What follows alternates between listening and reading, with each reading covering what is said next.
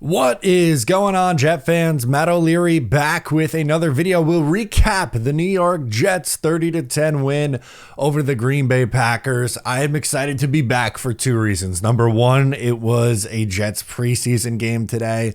And number two, you may have noticed with the lack of content, there was a reason for that.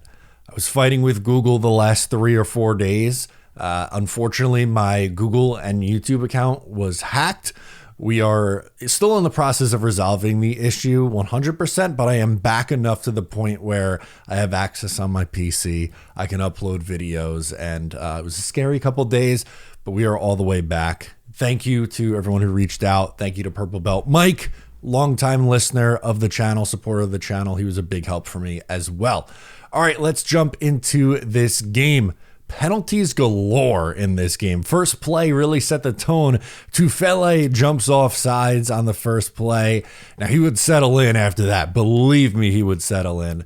You would get 2 back-to-back, essentially, pass breakups from Sauce Gardner, forced to 3 and out after starting 1st and 5, right after the penalty. I think it was actually ruled encroachment penalty. But the Jets defense stands strong. First possession, first team offense goes out there. Justin Fields getting the start. How are they going to look? Well, they convert a 3rd and 5 on a 6-yard check down to Tyler Johnson. Then Andrew Beck check down for 12 yards. Fullback involved. Braylon run up the middle for 15. Beck again, a huge catch and run on a check down. Gets the Jets on the positive side of the field. And then the offensive drive is capped off by Justin Fields avoiding the rush and running in for a touchdown, putting the Jets up 7-0. Just a easy, methodical drive, right? Like nothing earth-shattering here. There weren't any crazy concepts. Not that you would expect that in week 1 of the preseason, but the Jets were rotating their running backs through. Braylon looked really good on this one. Justin Fields was efficient, a 3 of 4 passing. We'll get into the final stats at the end, and was able to tuck it and run, right? Pressure was coming, stepped up, ran to the right, runs in for a touchdown. Hopefully we see that 10 plus times this year in the regular season. Second drive, Michael Clemens fighting on the first play. Jets football all the way back. Michael Clemens fighting. He gets pulled off the field by Aaron Glenn. Sauce DPI, a little ticky-tacky if you ask me, but fine, whatever. Tufele comes up with the sack. Will McDonald's spin move was causing the pressure. Packers punt right back to the Jets. In comes Brady Cook. Jets start driving. Couple Allen Lazard completions. Braylon Allen's looking good. Jets decide to go for it on 4th and 1 deep in Packers territory. Braylon stuffed. Jets running on 4th and 1 weren't able to get the proper push. Then you get back-to-back drives, so turnover on downs, but back-to-back plays on this next drive, and we really saw some animation here from Aaron Glenn.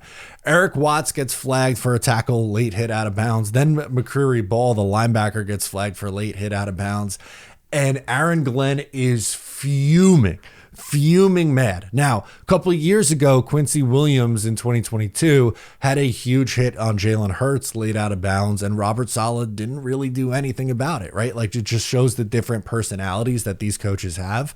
And I'm sure we'll get, I haven't heard the quotes from Aaron Glenn in the post game yet, just hopping on initial reaction after the game. I'm sure we're going to hear about the penalties in this one. Those are 2 that just flat out can't happen.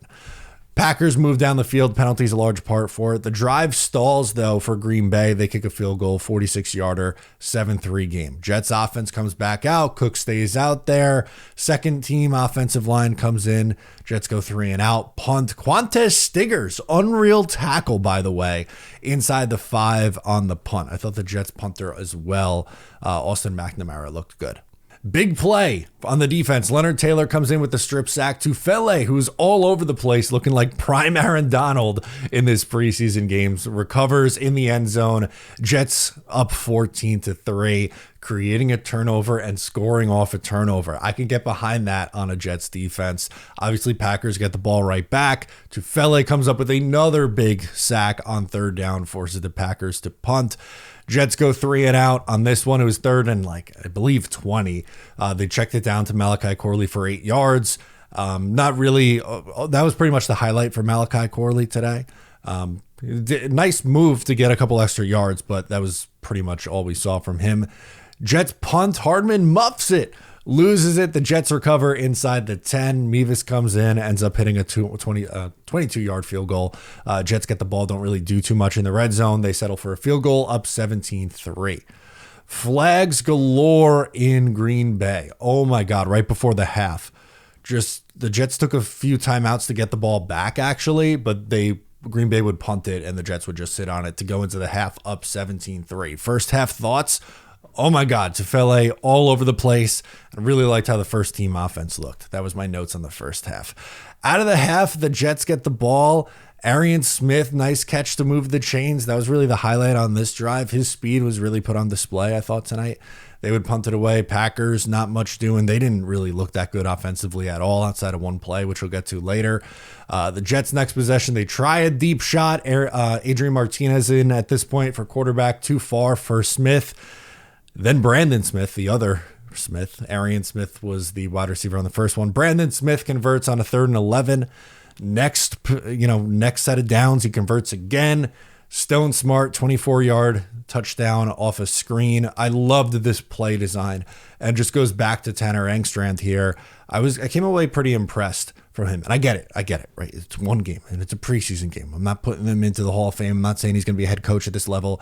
All I'm saying is, circumstance-wise, I thought he did a good job in his first test in a preseason game. Like, he made it really easy for the quarterback, right? There wasn't any long progressing plays, and this just, it was a really good design, and it worked. The Jets offense, even with, at this point, the third stringers out there, they get their offensive linemen in space moving. We're going to see that a lot this year, and good on Stone Smart making a play. Packers, next possession, they had 3 holding calls in a row. Essentially, they punt it right back to the Jets. Again, a lot of penalties for both teams, not just the Jets. Skinner had a really nice catch, high pointing the football to convert on a 3rd down. Donovan Edwards had a big catch and run for 25 yards, picked up a first down as well. I thought he looked good today. More on him in a second.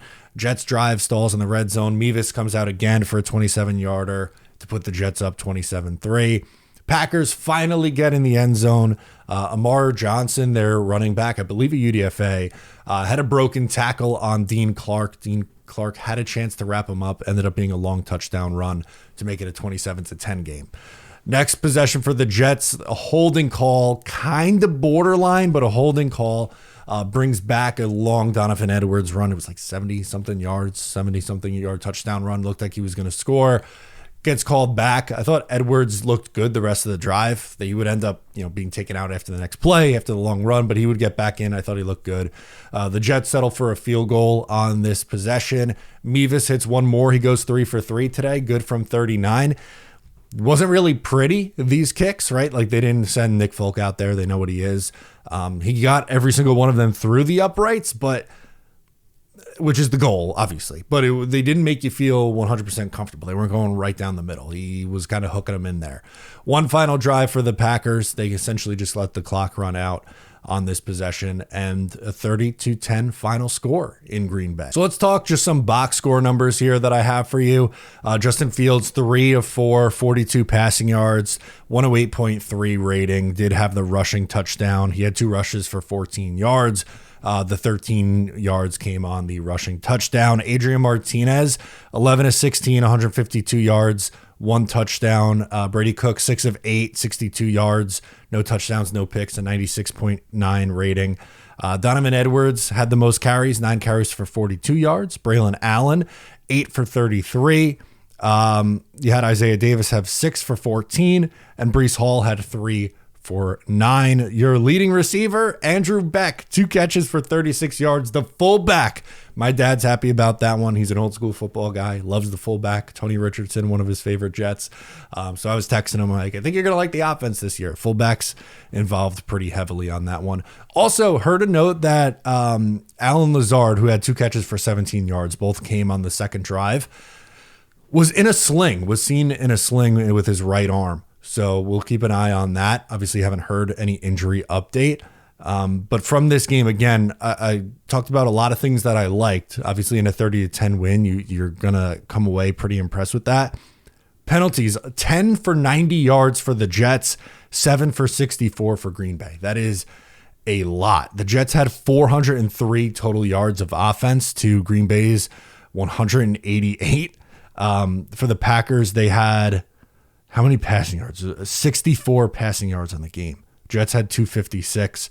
Also, Jets created 2 turnovers. Green Bay had the fumble and the strip sack in the end zone, which resulted in points. 21 first downs for the Jets, 12 for Green Bay. So let me know your thoughts from this first preseason game. I'm Matt O'Leary. Subscribe if you're new, and I'll catch you next time.